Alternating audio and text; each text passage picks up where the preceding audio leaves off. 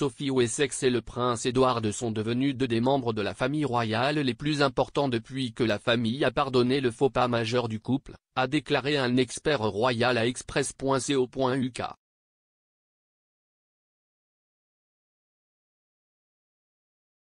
Sophie et Édouard se sont rendus en Écosse lundi pour marquer le début de la semaine d'Holyrood.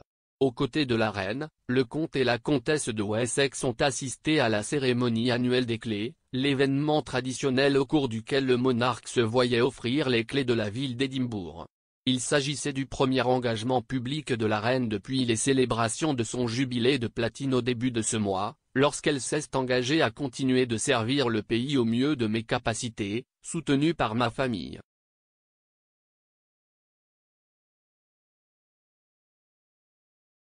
Trois des enfants du monarque, le prince Charles, la princesse Anne et Édouard, seront rejoints par la comtesse de Wessex pour effectuer une foule d'apparitions publiques.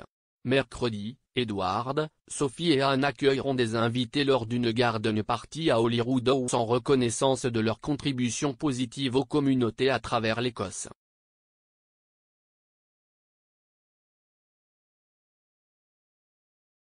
Édouard et Sophie sont connus pour être de proches confidents de la reine et passeraient beaucoup de temps avec le monarque, étant donné qu'ils vivent à une courte distance en voiture du château de Windsor.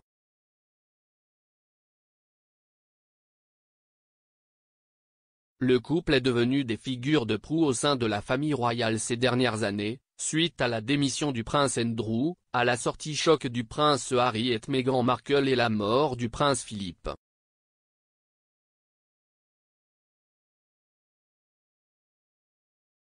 Et malgré une introduction mouvementée à la vie royale, le comte et la comtesse sont devenus deux des visages les plus forts de la famille royale, selon un expert royal.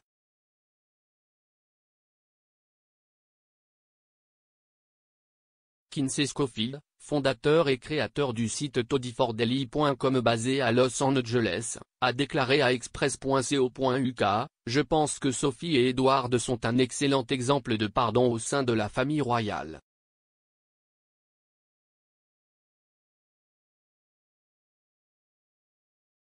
Ils ont tenté de faire moitié-moitié, Sophie voulait continuer avec son entreprise de relations publiques et Édouard voulait être producteur, il voulait produire du contenu.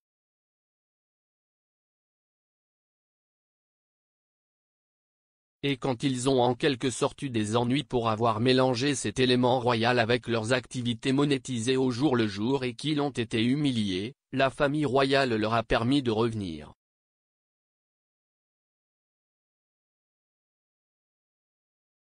Ce sont deux des visages les plus importants de la famille royale en ce moment, cela vous dit que le pardon est là et que le pardon est possible, non seulement au sein de la famille mais dans le monde. Ce sont maintenant deux des visages les plus forts de la famille royale et de la marque elle-même.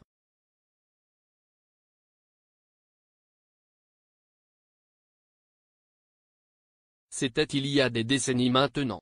Je veux dire, il y a une éternité que le scandale de Sophie s'est produit lorsqu'un journaliste l'a enregistré en train de parler de ses contacts royaux lors d'une réunion d'affaires.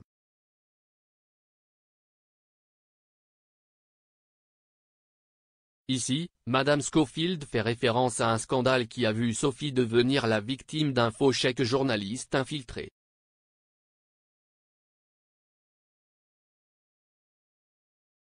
En 2001, Maz Mahmoud aurait attiré Sophie à une réunion sous prétexte d'obtenir un contrat de relations publiques lucratif.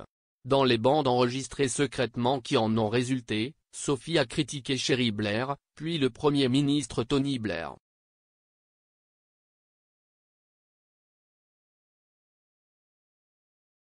Et peut-être le plus accablant, la comtesse a semblé abuser de sa connexion royale, disant prétendument, « Lorsque les gens découvriront que nous travaillons pour vous, il y a de fortes chances que les gens s'y intéressent. »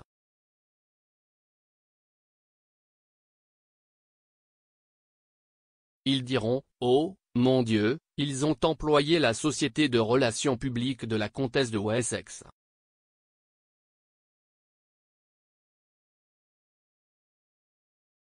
Une fois que le scandale a frappé les tabloïds, Sophie a démissionné de son poste, publiant une déclaration qui disait « Je suis profondément affligée par la réalisation d'une opération de piégeage sur moi et mon entreprise, mais je regrette aussi beaucoup ma propre erreur de jugement en succombant à ce subterfuge. »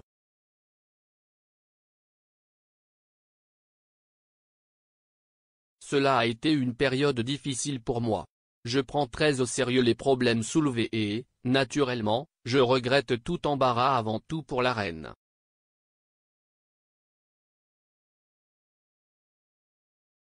Pendant ce temps, Edward travaillait chez Ardent Productions, qu'il avait fondé en 1993.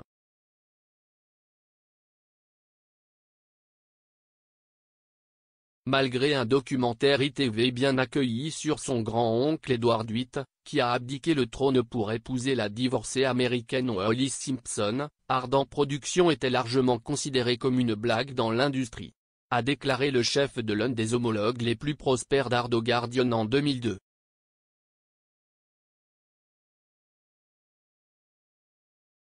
Cette année-là, Edward a quitté l'entreprise et a commencé sa vie en tant que royal travaillant à plein temps.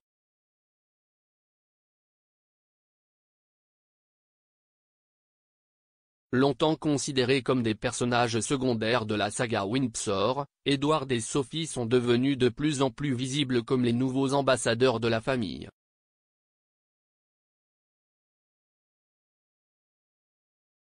D'être parmi les premiers membres de la famille royale à parler à la presse après la mort du prince Philippe a accompagné la reine lors de récents engagements, le couple discret est devenu un élément permanent de tout ce qui est royal.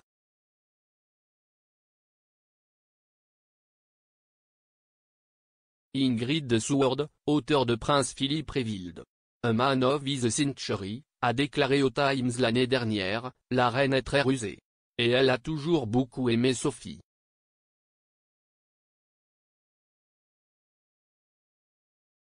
Le prince Philippe adorait Sophie, et la reine sent que si est le moment de la pousser, tout doucement. Donnez des interviews, faites des trucs. Vous travaillez très dur, personne ne s'en aperçoit. Sortez d'ici. Je la vois dire ça.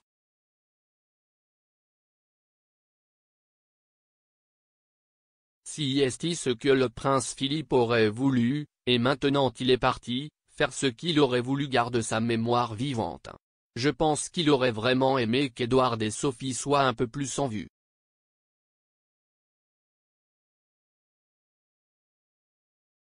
Madame Seward a ajouté, elle s'entendait très bien avec Philippe. Elle savait comment le gérer. La reine a toujours trouvé cela un peu soulagé si les membres féminins de la famille savaient comment gérer Philippe. Elle le fit rire et ne fut pas déconcertée par sa brusquerie. Elle ne le laisserait pas la brutaliser.